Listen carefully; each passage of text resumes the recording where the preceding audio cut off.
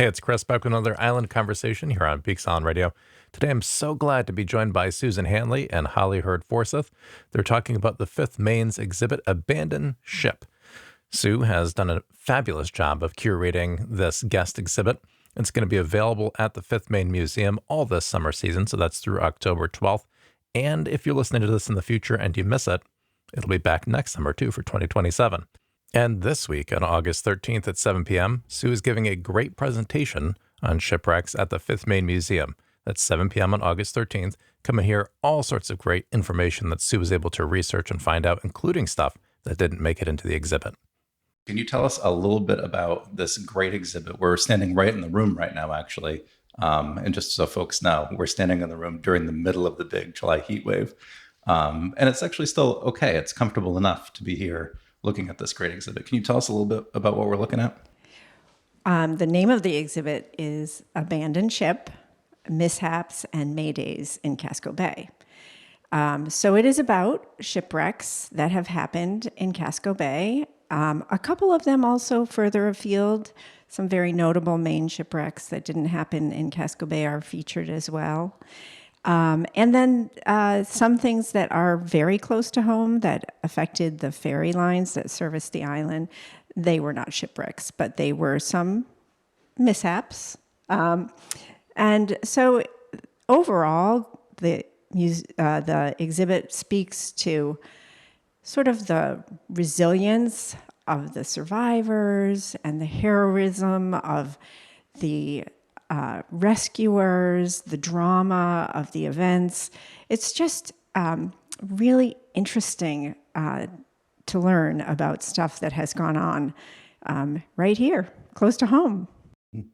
Yeah, and I want to talk about some of the specifics in a minute too, but I also first want to ask, when you began this, sort of how did it shift your perspective? Because I feel like living out here in the 21st century, if you're just taking the ferry, you don't really feel the sort of dramatic way that the water can affect you, the way that, nature can affect you. Did you have a change in mindset as you were doing this project? Absolutely. Absolutely. I now, during storms, frequently go out and look at the water and see it churning and see the height of the waves.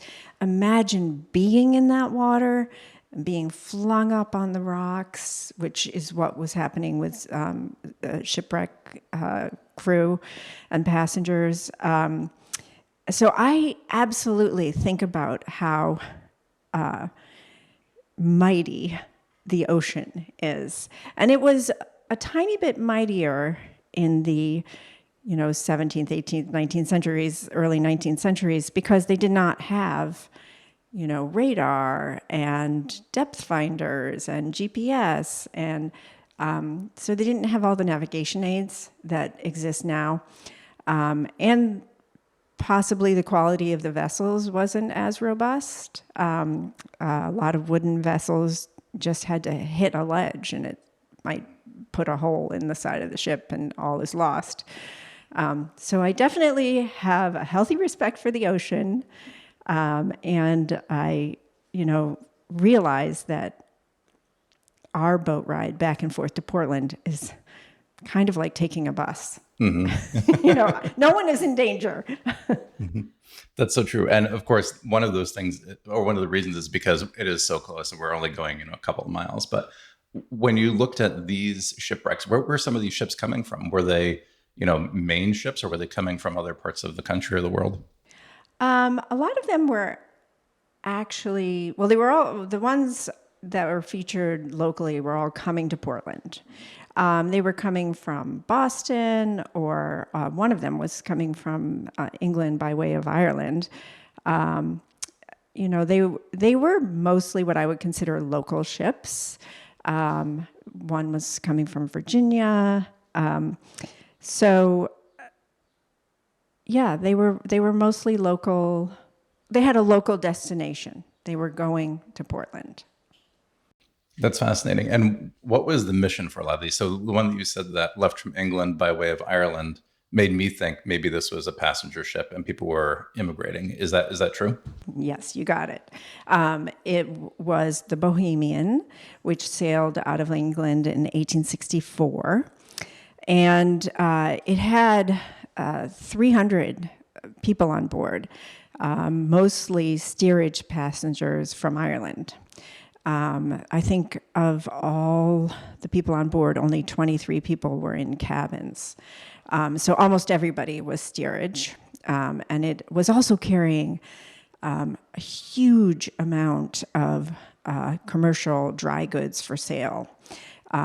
It was valued at $1 million at the time, which is over $21 million in today's money. Wow. So it was just laden with all of these wonderful things like porcelain from England and tapestries and rugs and bolts of cloth. And there's just so much that was going to be going to be sold in New York and Boston. And yes, those people were coming to America to live here.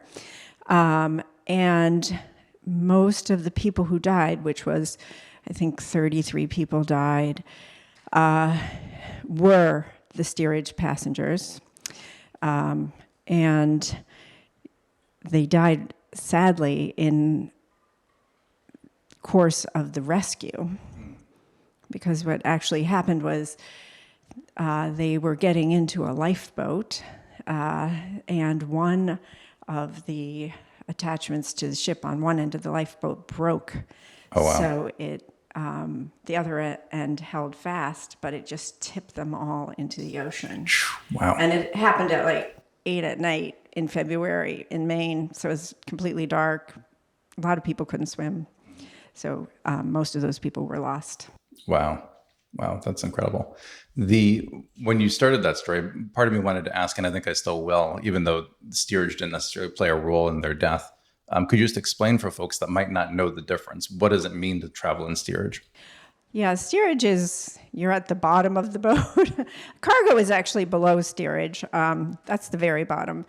But steerage is, you don't get a window, you don't get separate rooms, you're just, packed in there like sardines. It's the cheapest way to travel. That was why a lot of people who were, immigrating into the country came steerage. And in your research, was that a particularly dangerous spot for people to be in?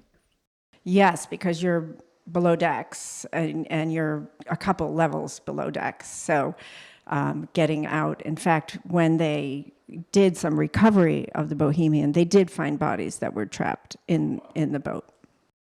That's horrifying. So some of the ships here, immigrant ships, and what about some of the other ones? What's the earliest boat and what were they doing? Well, the earliest boat that I researched was the Nottingham Galley, which didn't actually wreck right in Casco Bay, but it did wreck in 1710 on Boone Island, which is off York. And it is talk about a story of the human spirit to persevere. Was 14 men in a wooden vessel that, wrecked on Boone Island, which is barely above sea level, like 15 feet above sea level. Their ship was broken to pieces. And they ended up staying there for 3.5 weeks in December in Maine with no food or very little food. They got a tiny bit of food off the boat before it sank. They ate mussels. One of the men successfully killed a seagull. But they were basically just out there starving, waiting to be found. But very few people go fishing in December in Maine, especially in the 1700s. So it took a long time to find them. And they did end up, when one of the crew died, they did end up eating him. Oh, wow. So they were desperate. I mean, they were just absolutely desperate. And the part about that story that makes their plight even worse was that they were eventually found by a small boat that came out and saw that they were there. By this time, I think it was 12 men were still alive on the island. And they couldn't take them all because they were in a very small boat. And they didn't expect to find 12 people on this island. So they said, we'll come back. And they sailed away. And can you imagine how horrible that would be? And they couldn't come back for 3 days because of storms. So for 3 more days, these guys were out on this island in this stormy weather, just saying, like, when are they ever going to come back? They did eventually come back, and they rescued the remaining people on the island.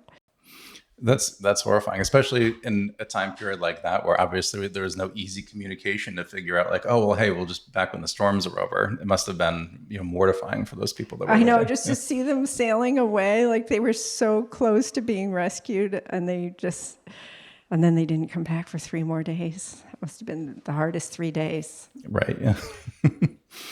So speaking of communication and that sort of thing during that time period too, what was it like to do this research? How did you find out about these shipwrecks, particularly the ones that happened so long ago? There are first-person accounts. So interestingly enough about the Nottingham galley is that both the captain and 3 of the crew wrote a first-person account, which kind of differed, especially about the captain's role. Mm-hmm. It was like a he said, they said kind of thing. So when you are researching, you can look into first-person accounts, some newspaper accounts, and other documents that kind of like documented what happened. I even found some stuff in congressional documents, just digging. And where do you start that sort of research for folks that maybe want to do, a little bit of historical research as well?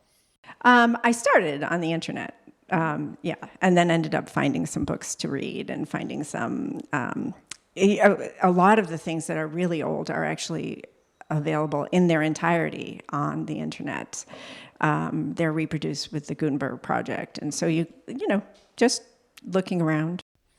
That's neat. So I wouldn't have actually imagined that. When I was asking that question, I would have thought you would have said like, oh, through the Maine Historical Society or something like that. Never thinking that, our, small community, our little home would have stuff that was actually preserved on Project Gutenberg. That must be really neat to sort of be able to use a big resource like that and find out something about such a small community. Yeah, it is surprising to see coverage that, highlights Peaks Island. But Peaks Island was also, for some of these years, in the 1800s, early 1900s, Peaks Island was a notable place. A lot of people knew about it. So it did get coverage.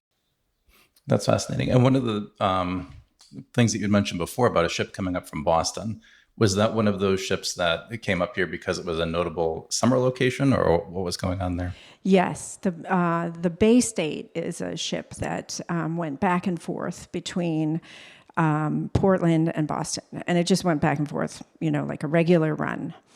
And what happened is there was a buoy that was mistaken. It was a replacement buoy. It was mistaken for another buoy that was 4 miles further out to sea. So the captain actually thought he was 4 miles further out to sea. So he turned to go into Portland Harbor, but in fact he turned to drive up on the beach at Cape Elizabeth. Oh, wow. So, and nobody was hurt. They all got off the ship safely. There was really no real danger. But of course, and the ship was completely lost. It was just battered by the ocean.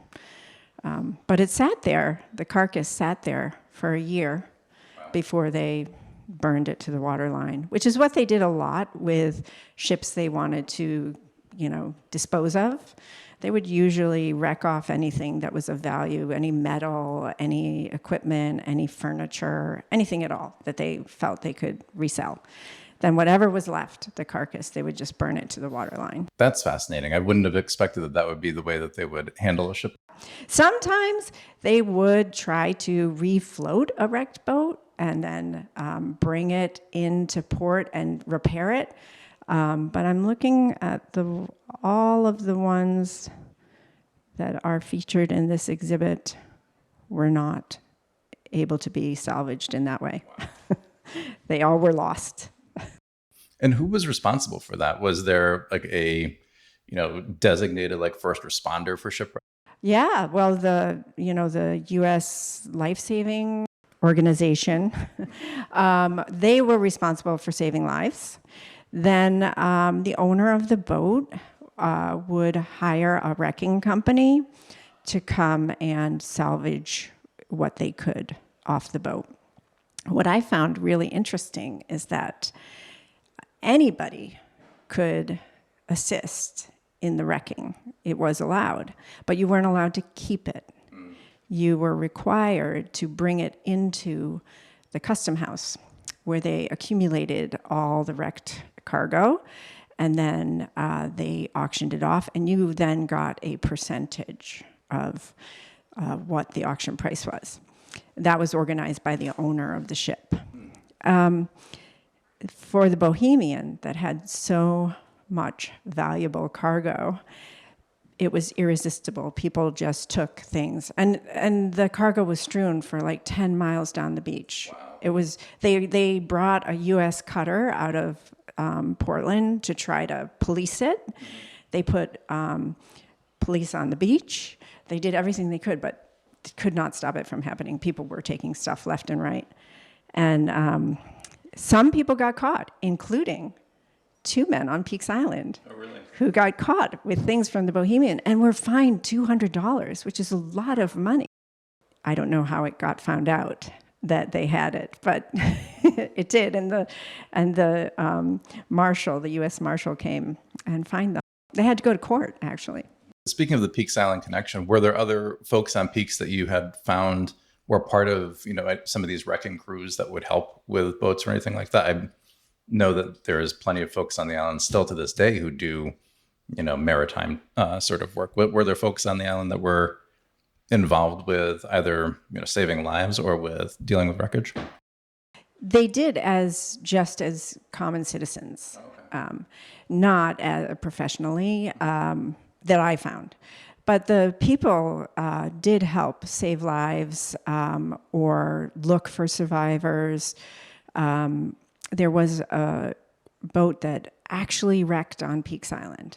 It actually went up onto the back shore, kind of near Stonehenge area. It went up there, and it wrecked. 4 of the men died right on impact.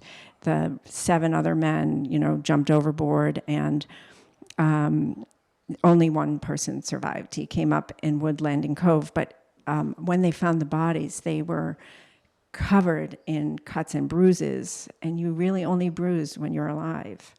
And his recounting of the event was that he just kept getting hit against the rock. He couldn't secure a handhold or foothold to get out of the water, so he just kept getting sucked back in and pushed back on the rocks, sucked back out, pushed back on the rocks. So that happened right on Peaks, and he found his way along the shoreline, probably right past where the Fifth Maine Museum is today, to Smith Hadlock's house, who then with him went out and looked for more survivors, but they didn't find any more. But the island folk, they rallied around this man. His name was Charles Jordan, who had now lost kind of everything, and they collected $18, which they gave to him so that he could make his way back to Massachusetts, where he was from. Yeah, that's just, I think, another great example of the island coming together. Like, frankly, it still does. I think there's a through line in some ways of people working together for other folks. Yeah, yes, definitely. Now let's talk a little bit more about what people can expect when they come in here. So I see some, nice traditional, photos with explanations and that sort of thing. But I'm also looking around and I'm seeing that there are things that look like people are supposed to interact with them and use them. Can you tell me a little bit about what you did there for the interactive part of the exhibit? Sure. Yeah, we have a whole corner that we want everyone to come in, and there's a big sign, please touch. So we have a variety of flags that are used to signal ship in distress or, hurricane warning or whatever. And you can spin a wheel and figure out which one you're supposed to raise. Around the room, there are little silhouettes of ships that you can find using the binoculars and spyglasses that we have. And then there's a compass trail.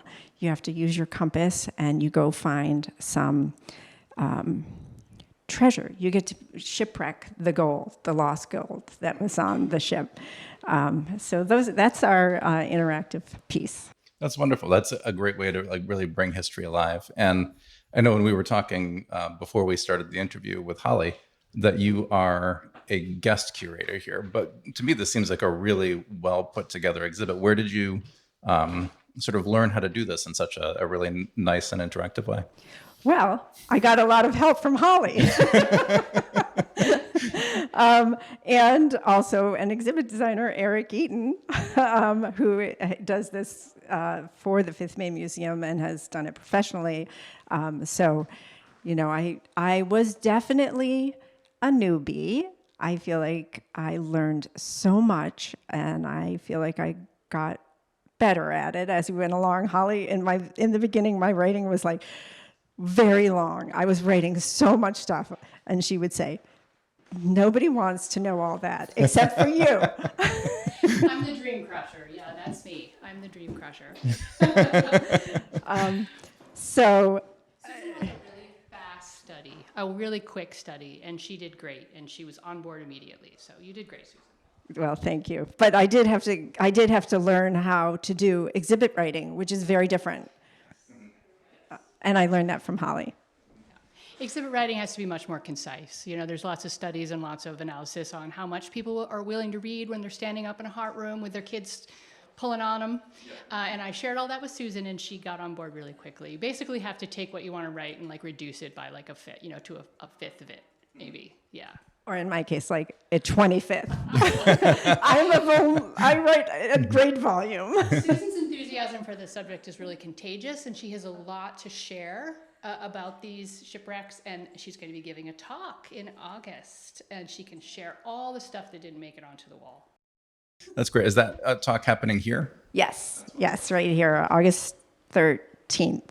One of the things I thought you were going to say, and maybe this is because there's so much overlap between curators like Holly and folks in education, is that part of the interactive piece was because of all of your work with kids at the school as well. Were you thinking of that and using some of those skills in building this out? Definitely for the interactive. I have worked with kids for a long time, and I did that. I did a summer camp with kids. I worked at school with kids. I have a lot of kids. I wanted there to be a whole kids aspect. And plus, the subject matter for kids is pretty awesome, It's funny because this subject is, on some occasions, extremely tragic. But it also is people have such curiosity about it. That's nothing new.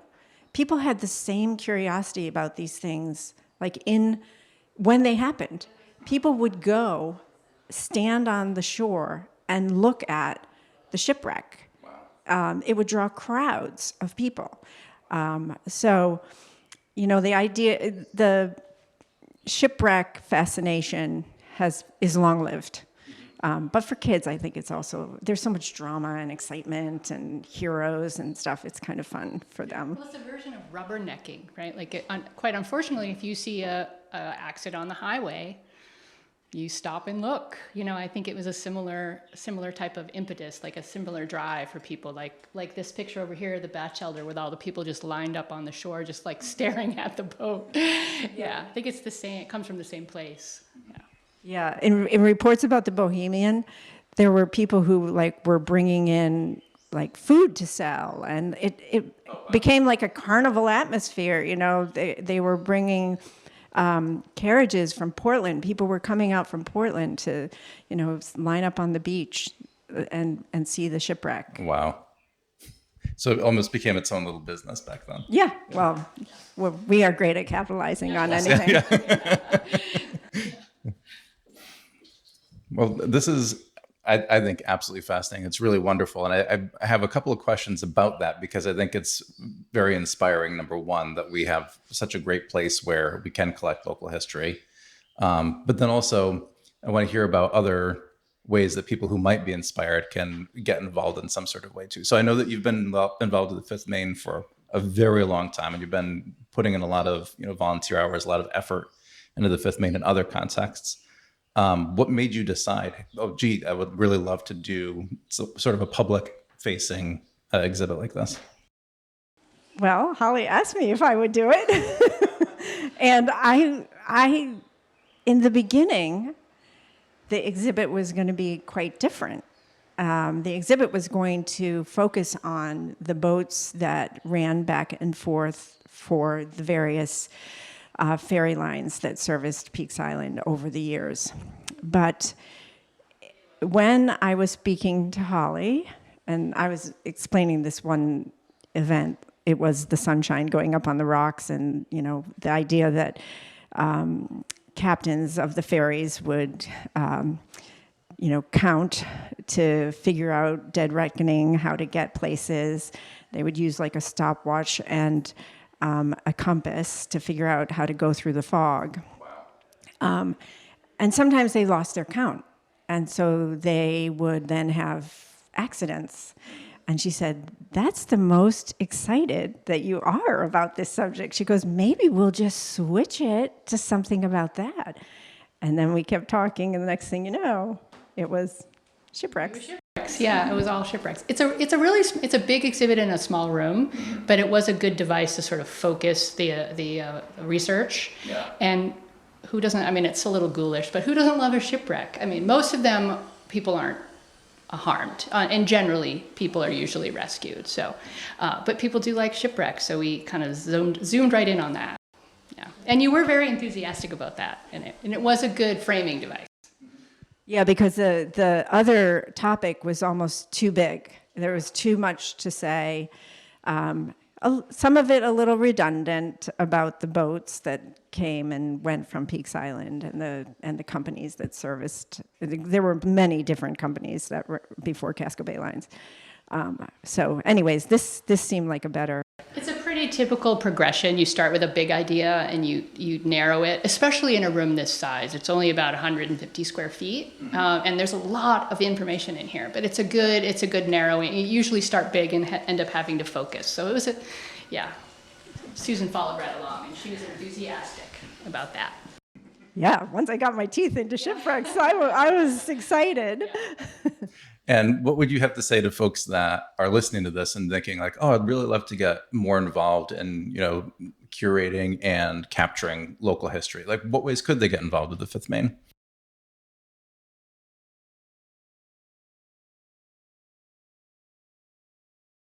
We're always looking for volunteers, and we're also an actively collecting institution where we have actually a pretty big collection of Fifth Maine Regiment objects and artifacts and documents, but we also are the local history museum for Peaks Island. So we're pretty much open to almost anything about Peaks Island in terms of collecting. So a really good access point is if people have objects, documents, photographs to share from their family about Peaks Island, we would love to talk to those people. We're always collecting. And sometimes we just like to see what people have, even if they're not looking for a home for it. We just like to see what's out there. So that's one way to get involved. And honestly, if someone really has a topic, we're always looking for guest curation around here. There's only me, and I'm very part-time, so it's great to have new voices and new ideas. So if people have an idea that they'd love to see in this room in a couple of years, we'd love to talk to them. Yeah, we're pretty much open to almost all ideas about Peaks Island history. That's great. And I'll just add, if you just want to help support the Fifth Maine, come and volunteer for a pancake breakfast or become a docent, which you get to learn a lot more about some of the things, the objects and artifacts in the museum, and show people around. You see people from all across the country, or all around the world, actually. We have a lot of visitors from all over. So there's lots of ways to get involved. That's great. Yeah. And from my point of view, all of those ways are really crucial to making this place what it is and to keeping it going. And I'm going to ask you a question that you and I have talked about before, but I think it's important for people to hear.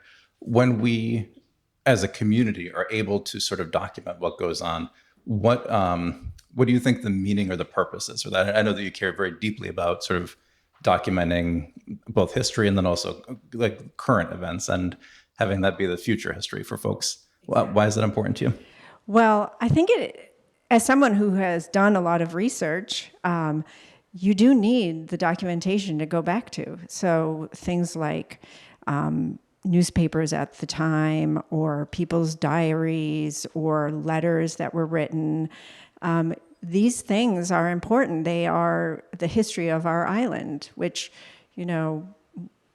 researchers can use and community members find fascinating. Like, I love the history of Peaks, and I love hearing more stories and learning more things all the time. So it's great if people can share what they know about the history. That's great. And Holly, I'd love to hear from you too, because you had mentioned, folks bringing parts of their collection and that sort of thing here. For somebody that's listening who thinks, oh, well, my family's been out here for a long time, but we don't really have anything important or interesting. How would you respond to someone thinking like that? Important or interesting doesn't really interesting factors in, but important, I'm not really concerned about important. Like, I use a lot of ephemera in my exhibit here, and ephemera just means it was something that was created and it was supposed to be thrown away at the end. Like a sticker or a pamphlet or a newsletter or, I don't know, a Polaroid photograph or something, just things that were not meant to last forever. That sometimes has the best information in it, like school newsletters, like mimeographed newsletters from the school in the 50s. I've exhibited that type of material. It's the term museum quality doesn't mean anything to me. And actually, anyone who works in a museum kind of scoffs at museum quality. There's no such thing, especially in a history museum. Almost anything that has anything to do with Peaks Island is of interest to us if we don't already have multiple copies. It's just how you get to see how day-to-day people live their lives. And so everything's important. All of that is important. Yeah, I like that in our collection, sometimes we have the receipts from old stores, things that people would normally throw away, and then luckily, through some happenstance, didn't get thrown away. And so those things can be contributed. This is all ephemera that we have in the Fifth Maine collection on Casco Bay lines and other ferry lines, and some from Susan's private collection. These are just tickets that have been stamped, and they're all raggedy, and they've been stamped with dates, and they're faded. We love this stuff. It can tell you exactly how much it costs to bring a car ferry over, or to take a car on the ferry, for example. Mm-hmm. That information is readily available on this old ticket stub. So we actually love this kind of stuff. Little tiny tickets, that other people would have just thrown away. We have lots of them, and this was the opportunity to bring this stuff out. Susan saw the folder. We have a big fat folder of this kind of stuff, this kind of paper-based ephemeral stuff, and here it is. It's time to shine.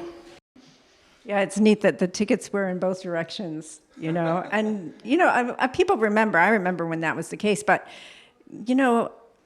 50 years from now, people might not remember that, but here we have it. And it's particularly noteworthy, I think, right now. Here's 10 car ferry tickets, and it was $5.20 for 10 tickets. Wow. To bring a car ferry on. To bring a car on the ferry, which that certainly puts things into perspective. It does, yeah. Yeah, and I'm standing a little bit farther away from this, but I'm looking at that reddish pink ticket, and it looks to me like it must be the schedule of going back and forth, the one that, Holly's pointing to, which doesn't look all that different than the way that the Bay Lines does it today. No. And that's from 1939, so that style hasn't really changed very much. And not just the style, the boat times are almost the same. Oh, wow. Right, that's a good point. Yeah. That's amazing. So you have a history really alive and well, both in this museum and on the island, just because of, like you said, the community effort of holding on to things and then sharing them. Good. Any final thoughts that either of you would like to share? Well, I would just encourage everyone to come and see the exhibit. It'll be here this summer and next summer. And bring your family when they're visiting, and bring kids who are visiting. I think they'll have a great time. We're a great kid-friendly museum. We'd love to see people of all ages in this building, and we try to have things that are accessible for all different types of people. So please come on down. Yeah, it's great. I'm just, again, looking around the room and not having really been able to take it all in yet. It is a really magnificent piece of work that you've done. This is really outstanding looking, and I really do hope that folks come. I'll certainly be bringing my kids. I can imagine both of my kids would eat this up. So. Yeah. Yes. Thanks. Great. Thank you. Thank you. Thanks so much for joining me for this conversation with Sue and Holly. It certainly was a great privilege to be able to speak to them about this awesome island curation that they're doing. As a reminder, Sue's going to be at the Fifth Maine on the 13th at 7 o'clock if you want to go hear even more about shipwrecks. And if you want to hear more local conversations, go to peaksislandradio.com. You'll find our complete archive there, and you can also go to your favorite podcast app and search for Peaks Island Radio.